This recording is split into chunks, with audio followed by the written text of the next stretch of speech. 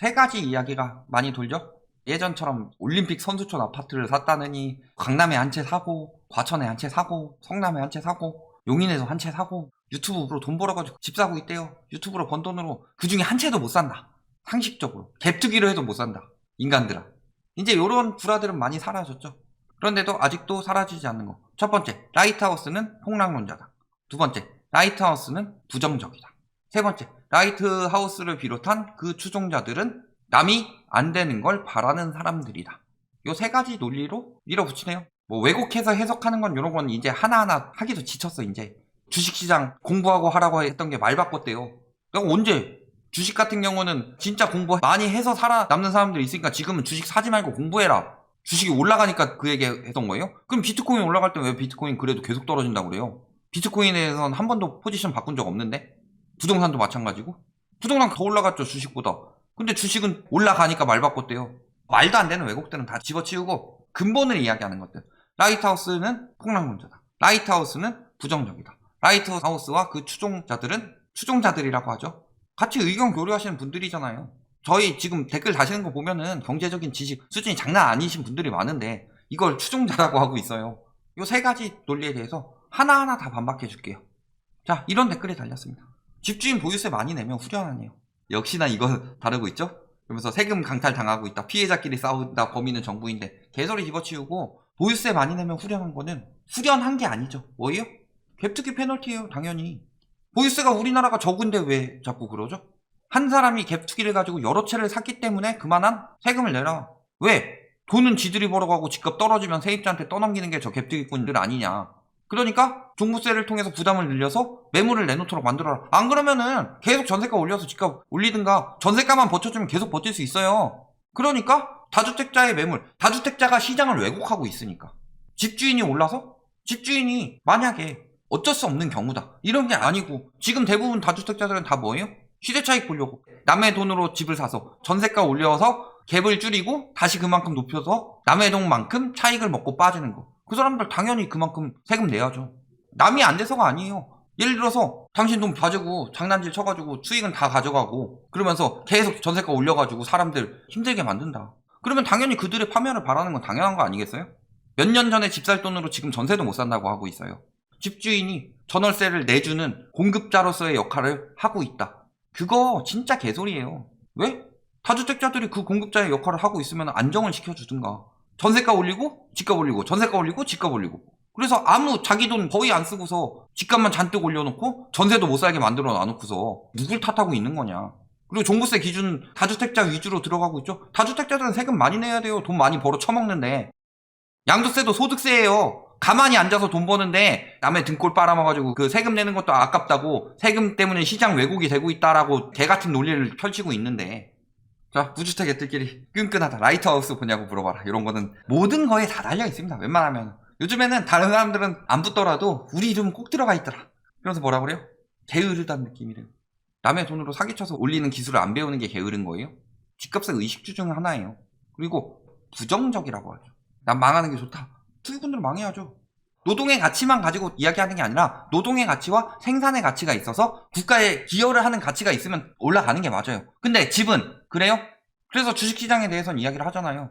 외국 같은 경우는 다 그렇게 들어가고 있죠. 투자를 하려면 뭘로 많이 가요? 주식으로, 금융으로, 그 다음 채권으로. 채권 뭐예요? 채권을 산다는 것 자체가 국가한테 채무를 사는 거죠. 채권을 가지고 뭘 해요? 유동성을 공급하죠. 국가에 기여를 하는 거죠. 주식을 사는 건 뭐예요?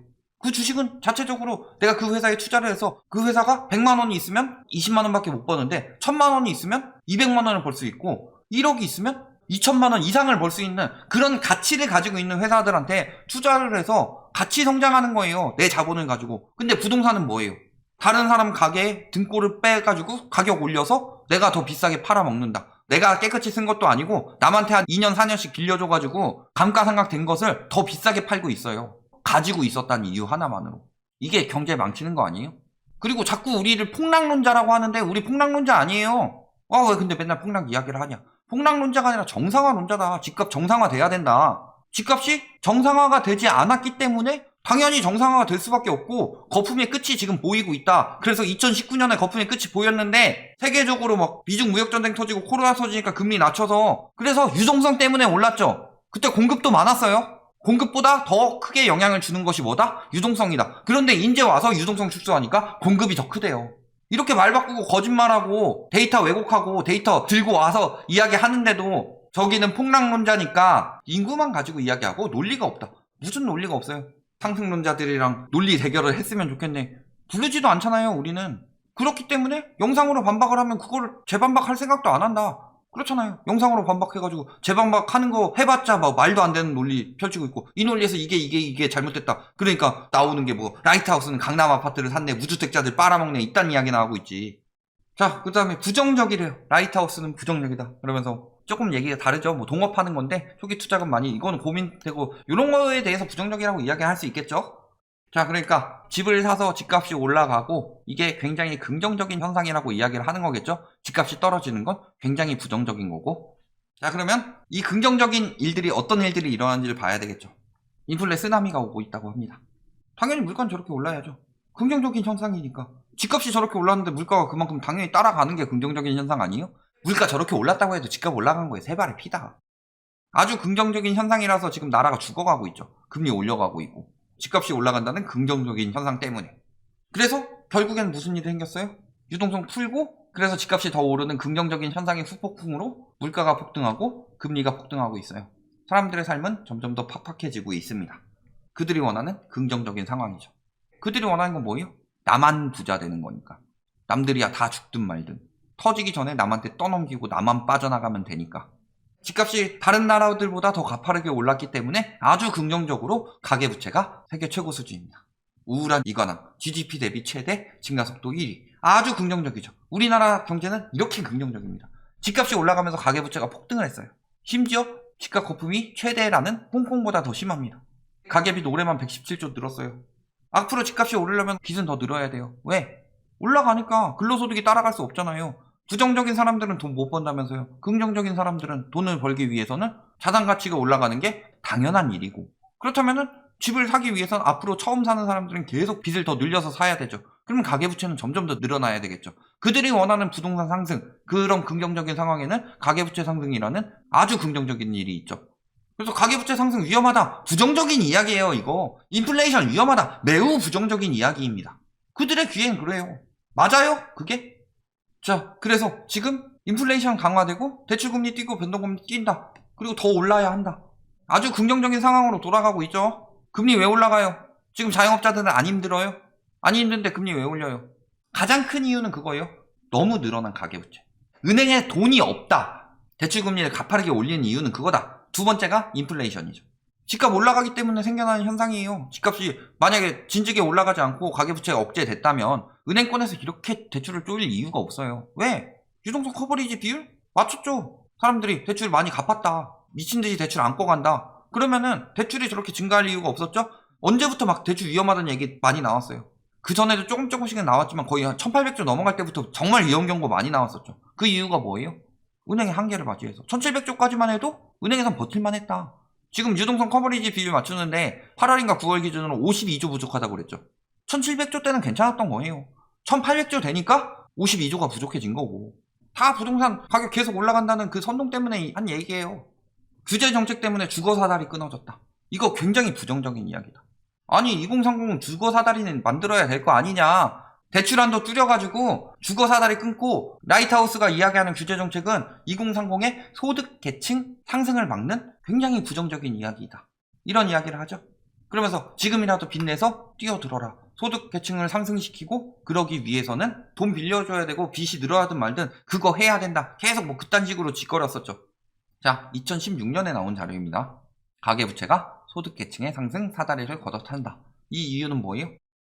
2009년의 경우 1분위가 소득 분위를 유지할 확률은 79.9%였으나 가계부채가 늘어나면서 87.1%로 확대됐다.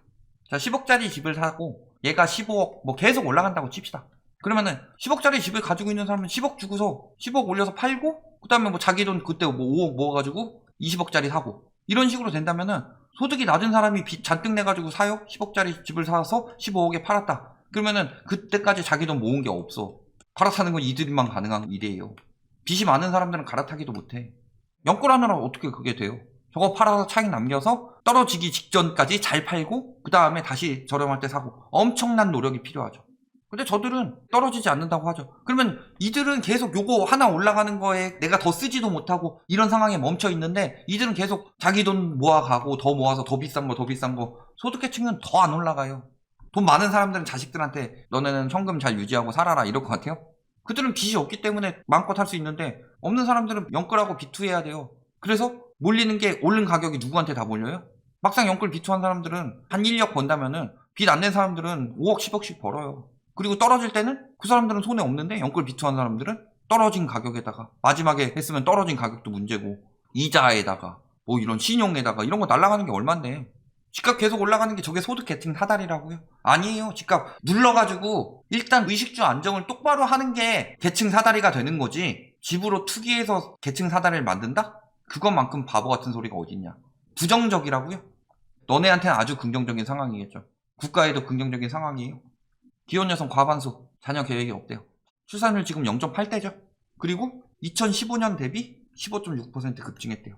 안 낳는다는 사람이. 2015년부터 집값 폭등했으니까. 물론 여성의 경우는 크게 두 가지가 있습니다. 남성의 경우는 무조건 집값이고 여성의 경우는 1위가 집값 아니면 경력 단절 혹은 육아 부담. 여성으로서 느낄 수 있는 이런 게 문제라는 건데 일단은 얘보다는 얘죠. 나라가 소멸해 가고 있어요. 0.8은 세계 어느 나라에서도 없었던 극악으로 떨어진 출산율입니다. 지금 인구 감소는 전쟁 수준으로 떨어질 거예요. 아주 긍정적인 현상이죠. 당신들이 바라는. 결론. 세 가지 이야기할게요. 라이트하우스는 폭락론자다? 우린 정상화론자입니다. 정상화돼야 돼요. 그래서 그 부분을 이야기하잖아요. 화폐가치 하락으로 인한 집값 상승은 있을 수 있다. 그런데 지금은 그 이상 상승했기 때문에 당연히 원위치로 돌아와야 한다. 두 번째, 부정적이다? 나라 망하는 게 긍정적이면 우리는 부정적일 수밖에 없습니다. 나라 망하길 바라지 않으니까요. 세 번째, 라이트하우스 추종자들은 남들 망하는 거 좋아한다? 남들 망하는 거 좋아하는 거 아니에요. 그만큼 원위치 돼야 된다는 거고 남의 등골 빨아 처먹었으면은 그만큼 사회의 환원은 당연한 거다. 그거 세금 아깝다고 징징 된다고? 당연히 지 돈인 줄 알죠. 그 올라간 가격이. 그러니까 그런 거예요. 남이 망하는 게 아니라 나를 착취하는 인간들이 망해야지 올바른 사회가 오기 때문이다. 남 망하는 거 좋아한다고 싫어한다고 하면 니들은 정부 탓할 것도 없어요. 정부가 착취한다면서요. 정부가 착취하니까 막 정부 망해라 정권 교체되라 똑같은 얘기 아니에요. 여기까지 말씀드리겠습니다.